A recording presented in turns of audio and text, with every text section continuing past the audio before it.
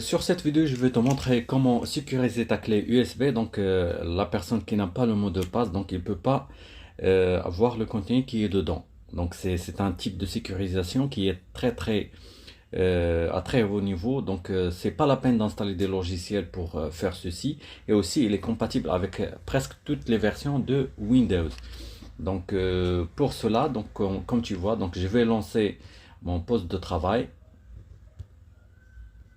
et je vais insérer ma clé USB.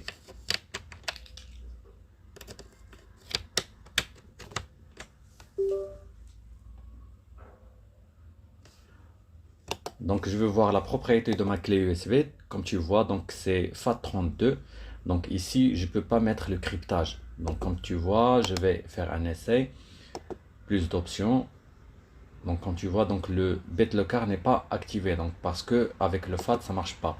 Donc il faut formater la clé sur laquelle tu veux activer le BitLocker avec NTFS. Un démarrer, ok. Je patiente quelques instants.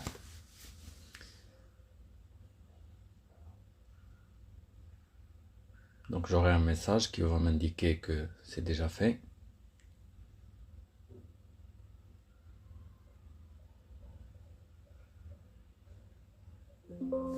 Et voilà, je valide, je ferme.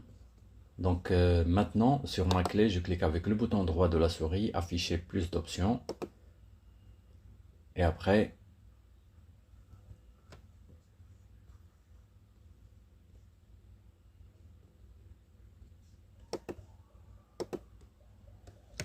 je vais refaire la manipulation, je vais l'éjecter, je vais la remettre.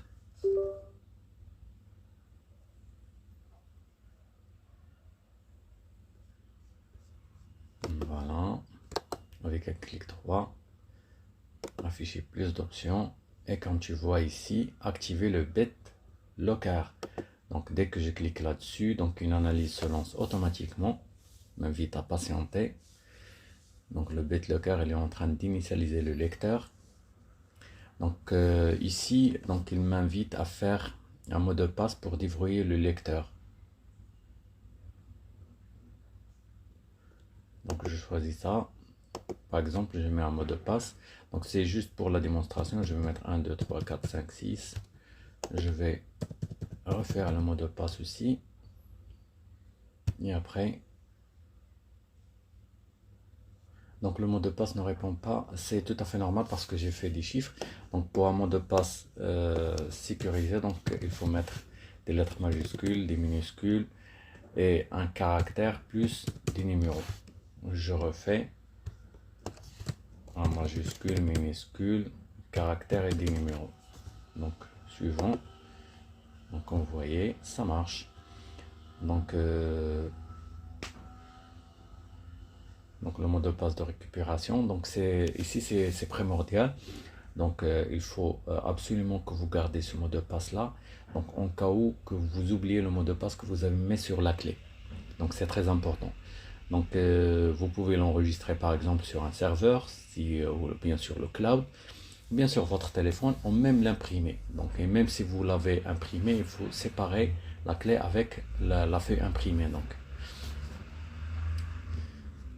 je vais mettre imprimer tout simplement. Je vais lancer pour que vous voyez. Donc je vais le lancer sur le bureau, voilà. Je viens de l'imprimer sur une clé USB. Et voilà. Donc c'est à ça que ressemble la clé imprimée. Et je fais suivant. Donc ici c'est très important aussi. Donc ne pas chiffrer que l'espace disque utilisé. Donc c'est plus rapide. Donc si vous avez des données, si vous avez déjà votre lecteur en NTFS et que vous avez des données, donc si vous faites cette option, donc ça va être plus rapide. Donc ça veut dire que juste les données que vous allez remettre, les nouvelles données qui seront cryptées, qui seront chiffrées, et les anciens données, donc ils vont rester donc jusqu'à que vous les initialisez ou bien que vous renouvelez vos fichiers. Donc comme ça, vous perdez pas de temps en cryptant le lecteur en entier. Ou bien sinon, vous pouvez chiffrer le tout en tout. Si vous avez beaucoup de données sur votre disque dur ou bien sur votre clé, donc ça va prendre un énorme temps pour faire cette opération. Donc et après, donc je vais revenir à la première, suivant. Si vous avez un nouveau lecteur, donc il suffit seulement que vous mettez, je vais revenir, vous mettez le... Maintenant, par exemple, quant à moi, je viens de formater la clé, il n'y a pas de données, donc je peux mettre la deuxième option, suivant. Et après, le nouveau mode de chiffrement recommandé pour les lecteurs fixes sur ce périphérique. Donc, vu que c'est une clé USB, donc c'est le mode compatibilité. Donc, ainsi que je peux utiliser cette clé sur plusieurs systèmes ou bien sur plusieurs ordinateurs. Donc, suivant. Et après, je clique sur démarrer le chiffrement. Donc, comme vous voyez, après l'opération, j'ai un petit cadenas qui va s'afficher ici. Donc, il va m'inviter aussi, qui va commencer à chiffrer le lecteur. Donc, ça va prendre un peu de temps pour cela. Donc, cette manipulation, ça permet de chiffrer et aussi de sécuriser le lecteur. Donc, comme ça, les personnes qui vont avoir votre clé, donc ils ne peuvent pas accéder au contenu qui est dedans, juste après votre permission, bien sûr, si vous leur communiquez le mot de passe.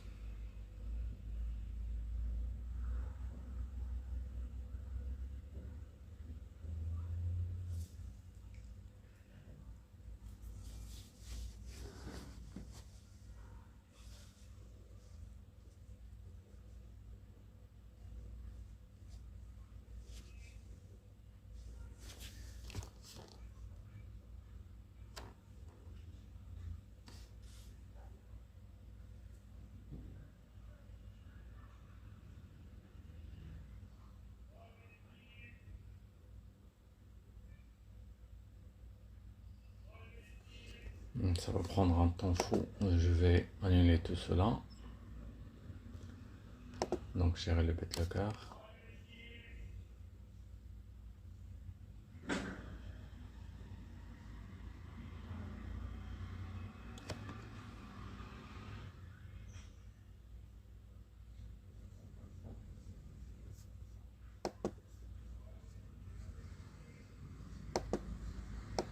Donc voilà, je vais enlever la clé, je vais la remettre.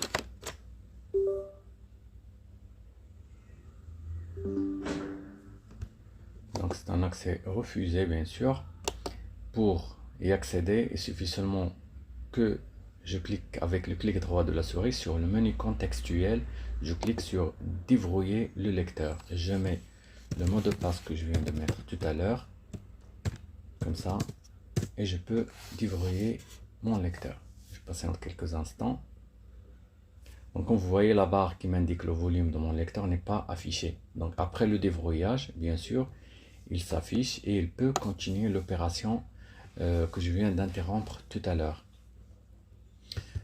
Aussi, je peux même y accéder à mon lecteur en attendant. Et aussi, je peux y accéder à d'autres options de BitLocker. Ici, sur gérer le BitLocker, comme vous voyez, donc j'ai la possibilité de modifier le mot de passe, sauvegarder la clé de récupération si je ne l'ai pas encore fait.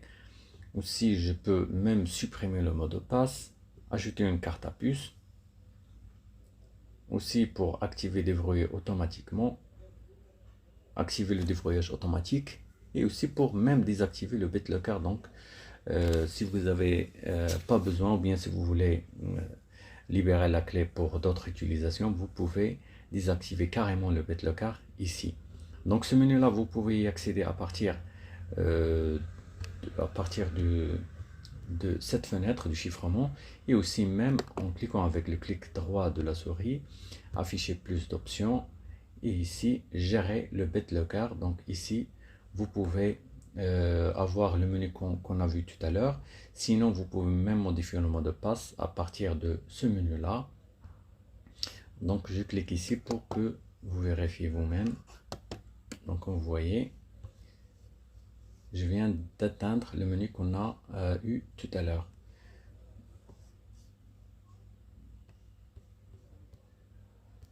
Donc ici, il m'indique que le chiffrement BitLocker suspendu. C'est tout à fait normal parce que l'opération, elle est toujours en cours. Donc ça va demander un peu de temps pour effectuer cette opération. Donc en tout cas, je viens de vous montrer l'essentiel, donc comment ça marche. Donc c'est très important. Donc à peine que vous enlevez, je vais interrompre encore ça parce que ça va demander beaucoup de temps. Le principe, vous l'avez déjà. Donc vous pouvez le faire quand vous le désirez, bien sûr. Donc comme vous voyez, si je retire la clé, donc automatiquement à la remise, il va me demander de mettre un mot de passe. Donc comme vous voyez, donc vu que Windows il ouvre automatiquement les médias insérés, donc c'est accès refusé, bien sûr. Donc c'est très important si vous avez par exemple des photos, etc. Donc ça ne va pas lancer automatiquement vos médias, et aussi il n'y a personne qui va y accéder. Comme vous voyez, c'est déjà le cadenas en jaune, et aussi le volume n'est pas indiqué. Donc ça veut dire que vous n'avez pas accès. Même si vous cliquez ici, donc il va vous demander automatiquement de mettre un mot de passe. Donc si vous mettez un faux mot de passe par exemple, comme ça, vous faites déverrouiller, donc ça va pas marcher. Et si vous le faites à plusieurs reprises, donc ça peut causer des problèmes, ou bien ça peut vous demander par exemple la clé de récupération si vous voulez. Si vous avez perdu votre mot de passe, par exemple, on va la tester ici.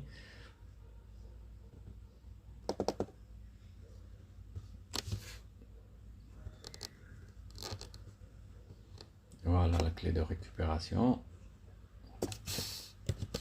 Donc je vais l'utiliser pour que vous vérifiez. Donc c'est plus d'options. Entrer la clé de récupération. Voilà, comme ça. Et je fais déverrouiller. Donc bien sûr avec la clé de récupération ça marche. C'est pour cela que je vous ai dit tout à l'heure. Donc il faut éviter que vous mettez la clé de récupération donc à côté de la flash USB ou bien votre disque dur, ou même il faut séparer les emplacements, bien sûr. J'espère que cette vidéo vous a plu. Si vous n'êtes pas encore abonné à ma chaîne, je vous invite à s'abonner, me laisser un petit commentaire, des suggestions, et je vous donne rendez-vous à la prochaine vidéo. À bientôt.